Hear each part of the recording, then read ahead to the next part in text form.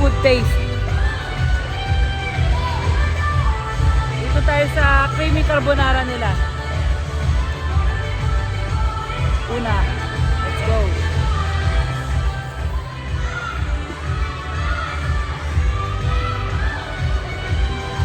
Matamis. Pero creamy, okay.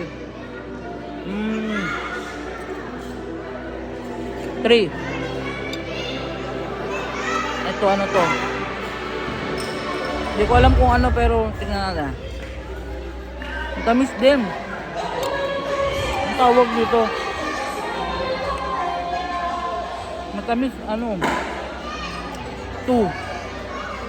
Ito sweet and sour. Matamis din. Sweet and sour nila 3.5. Ito naman chicken honey glaze. Dito tayo.